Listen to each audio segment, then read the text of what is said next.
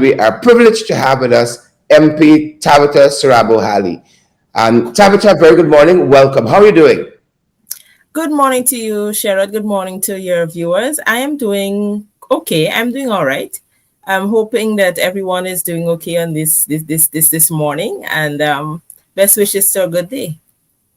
Excellent, excellent. Let's start our discussion with this recent letter by Elder Hamilton Green. You know, Hamilton Green was our prime minister at one time. For a very long time, he was our mayor of the national capital city of Georgetown for a long time as well. And I love the fact that no matter how young he gets, you know, he's always involved, always raising his voice on issues, foreign and domestic. And in this case, these drivers, you know, it was recently announced that we needed some more drivers for a particular contract, for a particular contractor, because we had none in Guyana. And so these drivers are going to be sourced and have been sourced for all intents and purposes from overseas. Well, Hamilton Green, former Prime Minister, as I said, was livid on this matter. Not the fact that we have to take them from overseas, but the fact that we don't seem to have too much national planning happening where these issues are concerned. Tabitha, what are your thoughts? I read the letter and I was saying to myself that he was speaking into my notes because I have been doing some research on this particular issue. Not necessarily to the truck drivers, but to the whole idea of labor force and how it is that we ensure that we get the best out of what is happening for our citizens in this particular economy.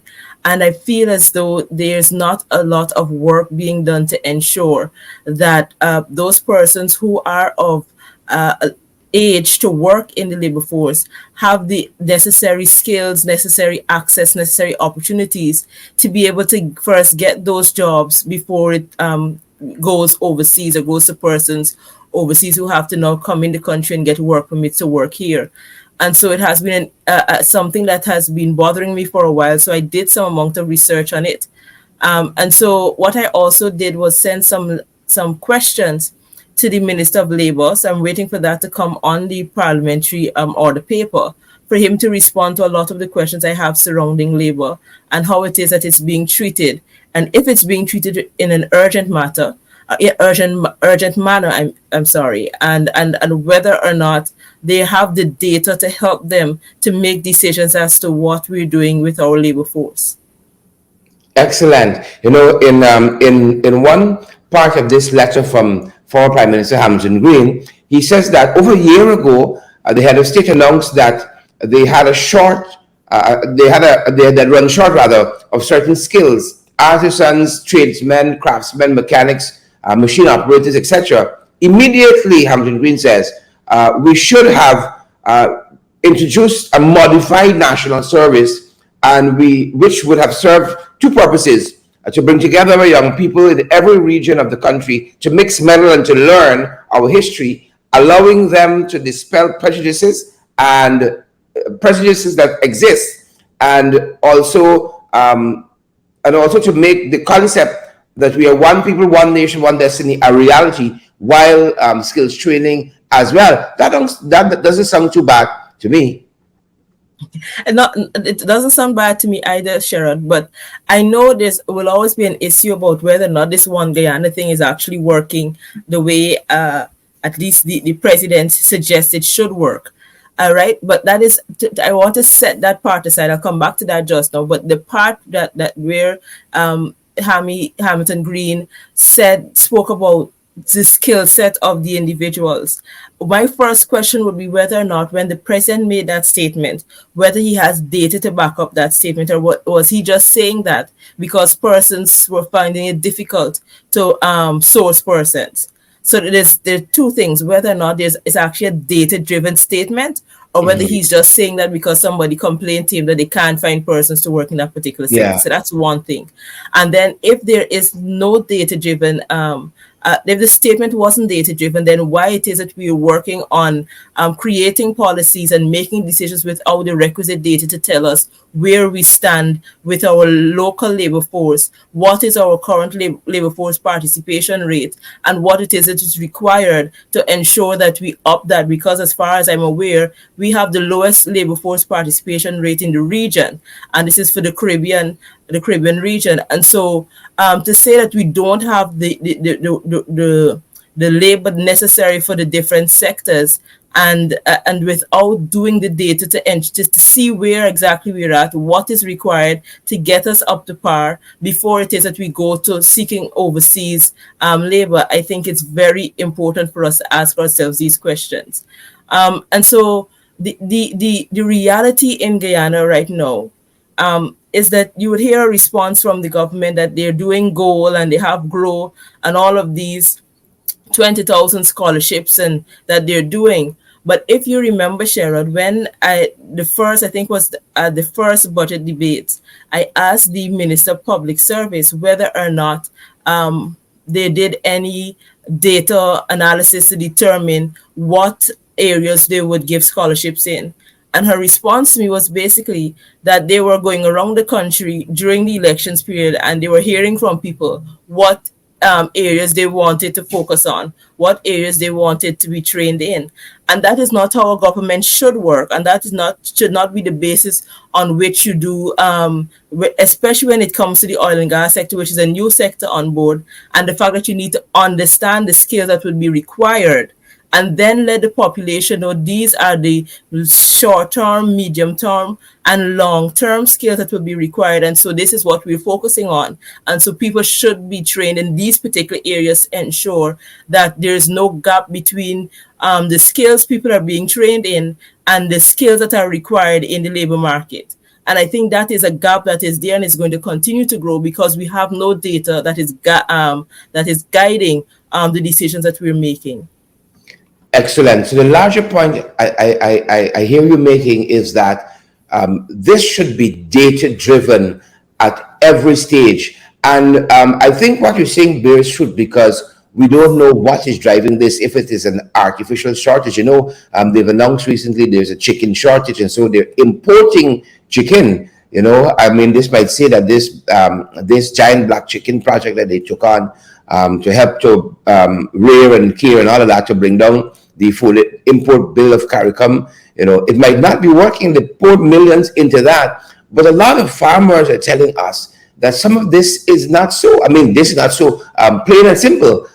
This is friends, another case of friends, family, and favorites, and a contractor or business people in general. They create businesses to make a profit. This is not an NGO they're running. So if they can get cheaper labor from elsewhere, they're going to go in that direction to drive up their profits. So it might not be that we don't have the labor, we don't have the skill set, but a clear case of people just trying to earn as much profits as possible because we interact, we talk, we live and breathe Guyana every day, and people are out to work. You might not have everybody who is trained as a driver, but clearly we could start training and retraining, retooling some people for this kind of skill set. Hamilton Green in this letter says, this thing is not rocket science. I want to quote another part of his letter and gauge your reaction. He says that training in these skills is not rocket science and should be a national policy supported by the government, opposition, and patriots all. He says that to have a caveat, when the announcement was made, contractors are importing skill, it should have been comforting that if at the same time a statement was made that the government and the contractors had explored recruitment of CARICOM countries, including Haiti and Guyanese in the diaspora. But the whole thing is so vague and so nebulous. You don't know what is really and truly happening. Tabitha. Yes, and that is so accurate on so many different levels. It is obvious to me that because there is there's no data, and you have to question why it is there seems to be some hesitancy when it comes to data-driven decisions. Is it because once the data is there, then you can't hide and run from it, and so you have to respond to the data that is there?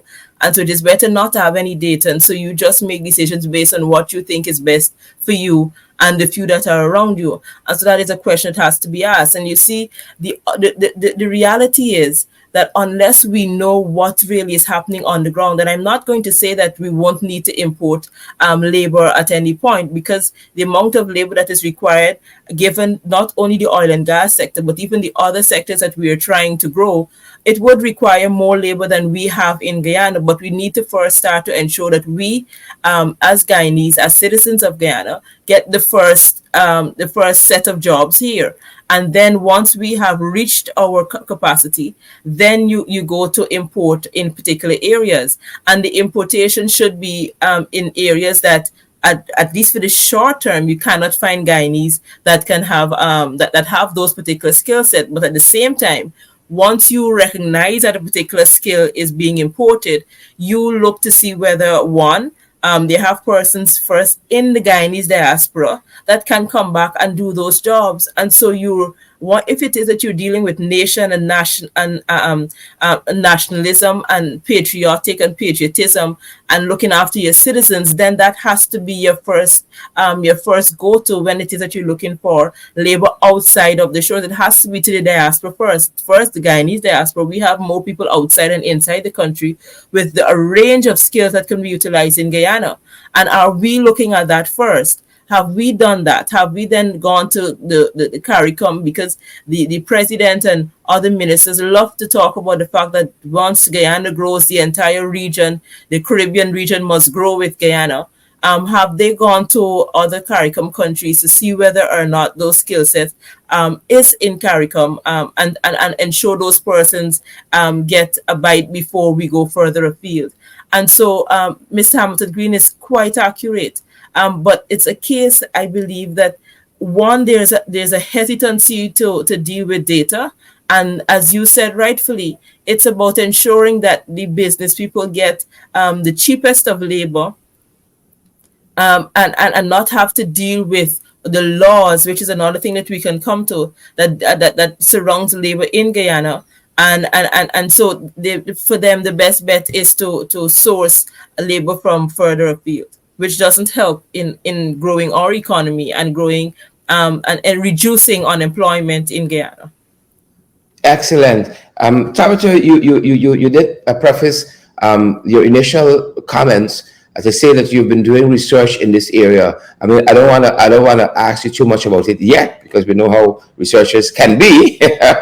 But if you can give us some broad themes that you might be exploring in terms of the local labor market, and what some of your findings are as we're talking about data and the direction and we should be heading in, and what should impact on policy and all of that. What I was looking at is recognizing that the government hasn't done much to look at the data and what is driving the issues as relates to our labor force. I actually got onto what the research the IOM has done on that particular issue. And they were basically saying that what Guyana needs right now, it's a labor market information system. And that particular system would handle a lot of things that we were talking about today. It would handle research, it would handle analysis, it would handle the forecast, and ensure that we are looking at the trends in the labor market, understanding the labor market gaps, and basically collaborating with agencies such as the Bureau of Statistics, such as the Central Recruitment and Manpower Agency, to advise government policy on how it is they should treat labor issues. It also spoke about the fact that because we have so many Guyanese that live overseas, that should be our first stop in looking for labor. And then once you would have maxed out the diaspora, then you go to CARICOM, and then you go further afield once you can't find it there. But outside of that too, Sharon, I think it is important to recognize that when we're dealing with these particular matters of labor, what you would find is that over time, you have to ensure that the young people that are coming up understand the labor market that they're coming into, and understand how to target their studies, how to target what it is that they want to do in the future based on what is happening in the labor market.